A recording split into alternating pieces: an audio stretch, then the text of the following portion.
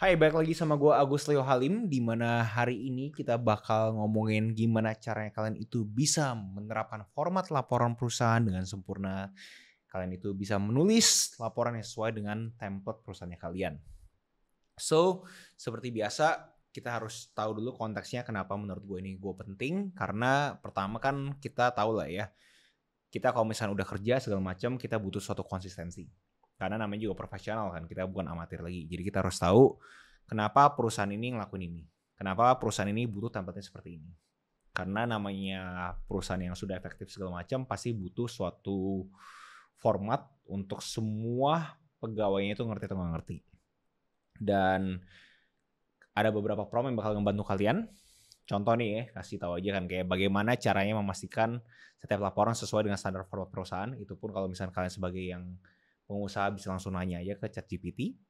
Dan ini pun juga poin 2-nya adalah meningkatkan kejelasan dan aksesibilitas. Jadi laporan format dengan baik pasti memudahkan orang-orang yang coba baca untuk menemukan informasi yang penting dan memahami isi laporan. Contoh, apa saja elemen format yang harus diperhatikan untuk meningkatkan kejelasan laporan. Poinnya adalah gimana caranya kalian itu bisa mendapatkan suatu pemikiran, suatu format untuk kalian itu bisa distribusikan ke perusahaan-perusahaan kalian ataupun kalian di sini yang profesional bisa sesuai dengan apa yang atasan ataupun perusahaan kalian mau.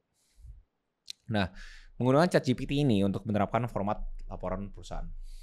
Nah, kita identifikasi template perusahaan. Jadi kan kalau di ChatGPT kan kalian itu bisa screenshot, abis itu langsung nanya aja ke dia bahwa nih coba lu komentarin gitu kan. Contoh, ini bantu saya memahami elemen utama dari template laporan perusahaan kami. Nah, jadi kalau misalnya kalian dari screenshot, kalian bisa langsung taruh sana dan langsung kelihatan kan. Terus menyesuaikan konten laporan dengan template. Kalian bisa kasih prompt bagaimana cara menyesuaikan konten laporan saya agar sesuai dengan template perusahaan. Jadi mungkin kalian di sini udah coba membuat, kalian punya format sendiri, tapi begitu kalian merasa aduh kurang cocok segala macam, kalian bisa nanya. Nah, hasilnya di sini kan ChatGPT bakal kasih kalian pemahaman yang lebih baik tentang elemen utama dari template laporan perusahaan dan laporannya jadi konsisten sesuai dengan format perusahaan. Nah, teknik dasarnya menurut gue simple ya. Pertama kita harus tahu strukturnya untuk orang-orang itu bisa sesuai, orang-orang itu bisa familiar, bisa mendapatkan suatu kesamaan, konsistensi terhadap apapun yang perusahaan itu coba capai. Jadi contoh kita kasih prompt apa saja komponen penting dalam tata letak dan struktur laporan perusahaan yang harus saya perhatikan. Jadi kalau misalkan kalian di sini orang magang ke suatu perusahaan, yang mudah sekarang kalian bisa lakukan adalah semua hal-hal yang kalian berasa kalian itu bisa dapatkan, kalian itu ambil aja dahulu. Habis itu kalian taruh deh ke ChatGPT dan kalian kasih tahu bahwa ini nih produknya ini. Dan menurut kalian tanya ChatGPT ya, apa aja komponen yang penting gitu buat kalian kebayang ternyata hasilnya itu tata letaknya tuh seperti ini, standar perusahaan seperti ini gitu kan. Nah, terus kan bisa menggunakan gaya penulisan yang tepat gitu loh. Mungkin karena ada beberapa orang pengen strukturnya itu beda-beda kan ya, setiap perusahaan beda-beda. Nah, gimana caranya menggunakan gaya penulisan yang sesuai dengan standar perusahaan dalam laporan? Nah, sama juga kalian itu bisa punya beberapa data kan ya. Kalian bisa langsung lempar ke ChatGPT dan minta dia gaya penulisannya itu seperti apa. Coba dia minta audit dan hasilnya kalian tahu, ternyata bentuknya seperti ini. Nah, buat kalian yang pengen buat presentasi segala macam, kalian juga bisa minta si ChatGPT untuk menambahkan visual dan grafik. Kayak gimana sih cara menambahkan visual dan grafik yang sesuai dengan template perusahaan. Nah, visual dan grafik yang mendukung isi laporan ini bisa keluar sesuai dengan template yang sudah kita minta ke ChatGPT.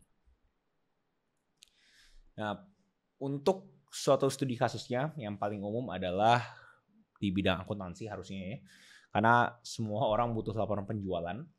Nah, untuk kita bisa menerapkan formatnya seperti apa, pertama kita harus identifikasi, kayak yang gue bilang kan nih sebelumnya, kayak apa aja elemen utama yang harus ada dalam laporan penjualan perusahaan. Buat kita kebayang, buat kita itu semua sefrekuensi satu perusahaan, ternyata elemennya ini, COGS, elemennya adalah gross margin, segala macam gitu kan ya. Terus kita sesuaikan data penjualan dengan template, kayak kita udah ada data penjualan ini, nah gimana caranya kita bisa masukkan data penjualan seperti ini menjadi template yang kita inginkan, yang kita berasa lebih bagus lagi, bisa lebih efektif lagi. Dan grafik penjualan seperti apa yang relevan segala macam untuk kita itu bisa mendapatkan suatu referensi, kayak gini ya gitu. Nah, kita bisa langsung masuk aja ke ChatGPT di mana ini adalah hal-hal yang harus kalian bisa lakukan. Jadi kan dari tadi kita ngomongin template ya, kita juga bisa langsung nanya aja kayak bisa gak buatin template perusahaan terhadap laporan penjualan yang baik dan efektif. Di sini mungkin kalian bisa kasih konteks ke ChatGPT, perusahaan kalian itu skalanya seperti apa. Perusahaan saya skalanya adalah 1 miliar per tahun dengan ada total 10 orang di tim saya. Nah, kita coba cek, di breakdownin. Nah, dikasih tahu kan ya, laporan penjualan bulan seperti apa, periodenya, ringkasan efektif, detail penjualan, segala macam, bahkan di breakdownin kayak table formatnya seperti apa. Dan sekali lagi kayak gue bilang, kalau misalnya kalian udah ada template yang kalian punya, kalian bisa tempel ke ChatGPT karena kan bisa di-attach foto dan itu akan jadi versi yang kalian inginkan. Nah, buat kalian yang tipe kayak bro tapi ini kan sifatnya masih teks segala macam ya, mungkin bikin orang itu jadi pusing segala macam kan, orang-orang pada umumnya lebih suka ada visual segala macam. Nah, kita kan seperti yang gue bahas di gue punya presentasi, kalian bisa juga nanya ke ChatGPT terhadap gimana caranya bisa memberikan visual grafis yang lebih efektif dan akhirnya bisa menyampaikan informasi dengan relevan. Jadi kita bisa minta ChatGPT aja langsung kayak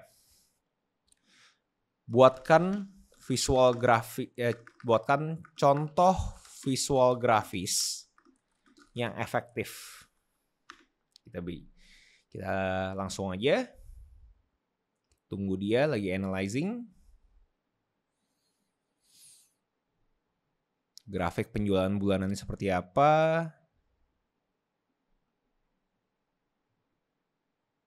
Dia lagi analyzing. Nah, langsung di breakdownin kan. Berikut ada contoh visual grafis yang efektif untuk laporan penjualan bulanan berdasarkan grafik. Grafik ini menunjukkan penjualan bulanan untuk masing-masing produk dalam rupiah, segala macam. Dan ini menurut gue adalah suatu referensi ya buat kalian ya. Jelasnya nggak semuanya kalian itu harus kayak gini. Kalian harus mempunyai suatu pemikiran, kalian kontekskan bahwa kalau misalkan gue tuh cocoknya seperti ini. Kalau misalkan gue dengan skala 20 orang seperti ini. Nah, kalian kan bisa ngobrol ChatGPT lebih panjang lagi, kalian kasih konteks buat si ChatGPT itu lebih pintar. Atau lebih tepatnya memberikan kalian jawaban sespesifik mungkin di konteksnya kalian. So, itu aja video hari ini. Kita lanjut ke modul berikutnya.